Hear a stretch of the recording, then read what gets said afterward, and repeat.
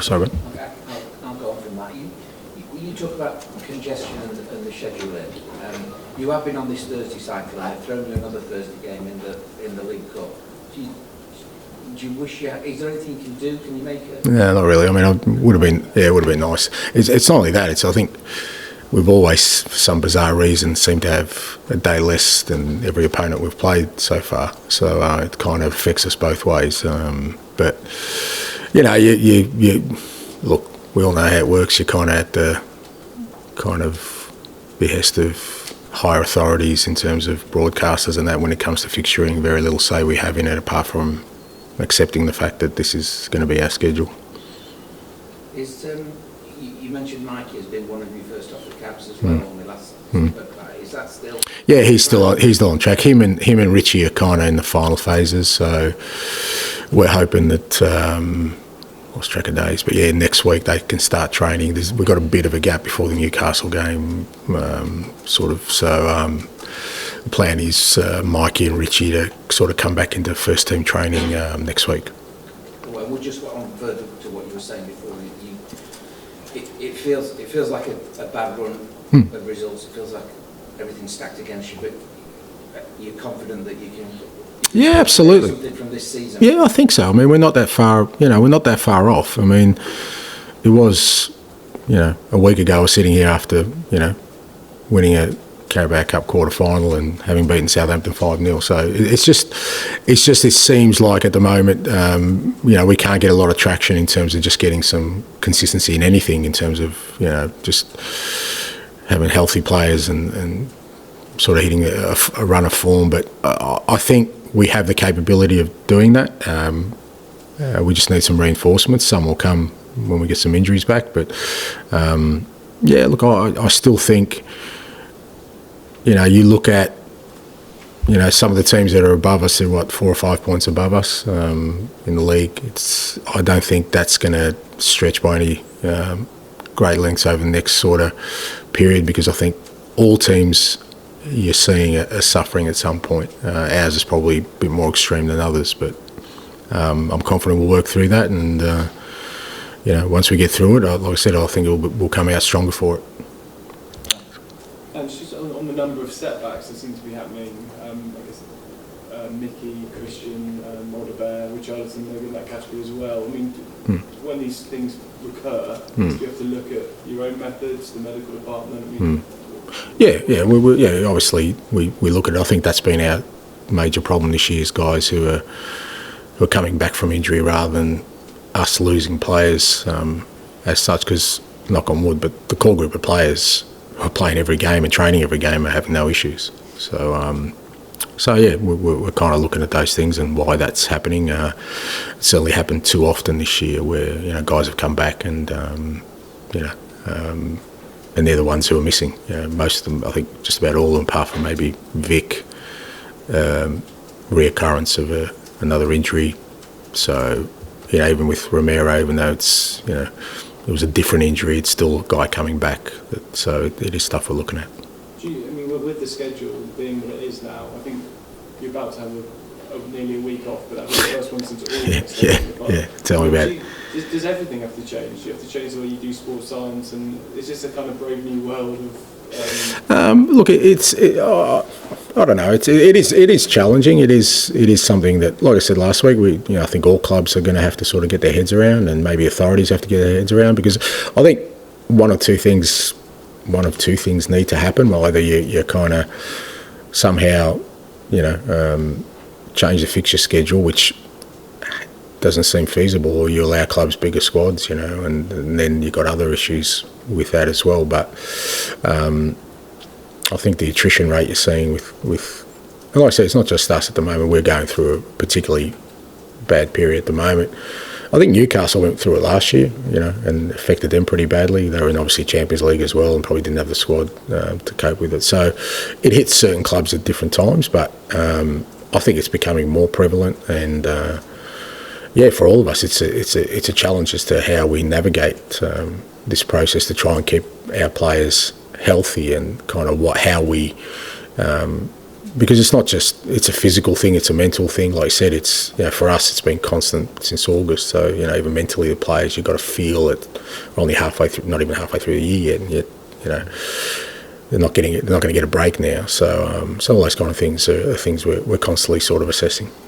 Can I just ask, after the Liverpool game, it felt like you sort of suggested you weren't going to talk about your approach anymore. You sort of said, I'm done answering those questions. I mean, was that kind of heat of the moment thing after the game, or you know, can we expect you to?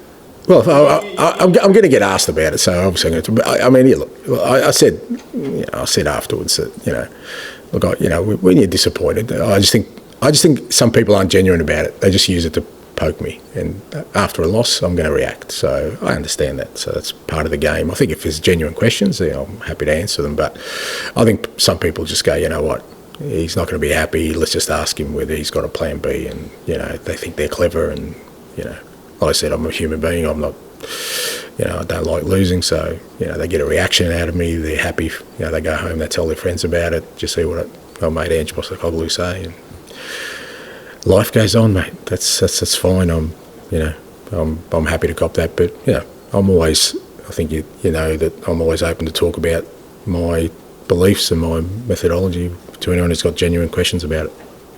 Done. Actually, I think we probably nearly get as frustrated as asking the same questions you do and answering them. But flipping that round, how, in a situation like this, where the bad news does keep on coming in terms of injuries in particular, how do you keep yourself fresh for your players and say new things to them? Well, that's the challenge of the role. It's what I love about the role. I've never, you know, as much as people kind of think that, you know, there's a set way of doing this job, but what I love about it is it's always been one that you just don't know what's around the corner. You just, you know, like, it's never run a smooth path, whether that's during a season, during a week, during a day, during a game, you know, and it's what I've always loved about it, because you've got to always kind of be, you know, sort of mentally alert to deal with what's in front of you, not get sort of bogged down in things that, you know, you can't really influence or control. And like I said, there's always things that come along. I mean, you know, you ask any manager how he feels after a win, and he'll tell you he feels good for about a second, and then his mind is racing about what is going to come next, because there's something that's going to come next. And like I said, it's what I love about the role. It's you never get up and you know, oh, this is going to run smoothly today. It doesn't happen. And I think because of that, I'm always prepared for these kind of situations. And I think it is important that, you know, the way I am and kind of my body language and, you know, how I speak is really important at this time, because I think, you know, other people take a lead off that, rightly so. But I'm, you know, I've often said in the past, this is, you know, we're in a tough spot, and there's a big fight at hand. But I love that. I love that I'm right in the middle of it, and my job is to try and get us out of it. So that positivity is important, because given that, you know, another injury to Jackson, that feels like a bit of bad news. But I guess in these situations, the players can start using that kind of that negativity as an excuse. And to be fair, credit to the players, they haven't. You know, they're still trying so hard. I mean, I think that's the first thing you kind of look at as a manager is, you know, are the players still responding to this? Are they kind of looking for an alternative out there? But I haven't sensed that at all. And it's very easy to, because it's, again, human nature to think, well, you know, we need to do something different, or, you know, we're obviously undermanned, you know, let's change something. I haven't sensed that. The players really still want to tackle this the way we're tackling it, and I think it's a credit to them. But again, it's up to me to sort of guide them through that and just show them that, you know, all these things, like I said, are temporary. You'll get through them. And if we do get through them in a positive way, and I guess the bonus and the benefit of getting it through, if we get through it the way I want us to, is it makes you stronger, because you know whatever you face in the future, you've kind of been through probably worse and overcome it. Finish with John, please. Hey, John. Hello, Andrew. Just watching Match of the Day last night, they had Joe Hart in the studio, and he obviously is a player that loved working under you, and he was talking about the importance of your meetings both pre and post match. and just saying, you know, how inspirational they were. Can you still get that message across? Because we're not just talking about inspiration here, we're talking about injuries, but how important are those meetings? And those messages, and how much do you enjoy kind of that challenge to get the players out? Yeah, well, I hope so. I hope they're still important because, you know, I think they are, you know, they've been a big part of sort of, you know, the way I coach and manage people. You know, I think, you know, the ability to engage with people and tell stories and get them to kind of believe in something, I think is important. I think if something resonates with someone, they're more likely to go, you know, that extra level in terms of effort, in terms of commitment to do something, if they can sort of understand it, why we're doing it. And so it's an important part of kind of what I do. And, you know, I still put a lot of stock in that. I think a lot about what I say to players and why I'm saying it, so that, you know, hopefully, like I said, especially in tough times, that they still feel they're connected to what we're trying to build and trying to create. So it's I think it's really important. Do you often veer away from football? Yeah, very often. Yeah. I mean, you know, some of us lost to them because of the generation gap, but that doesn't stop me. I still keep going, and I'll tell stories. Oh, whatever. I mean, I think there's always things in life that you can sort of relate to in terms of what we're trying to do as a club, and even the way we're playing. You know, there are always people in life who, you know, people look at a bit curiously because they do things differently, and they're a bit of a joke till they get it right, and all of a sudden they're a genius. So it's probably relevant to us right now. Okay, thank you. Thank you. Thank you.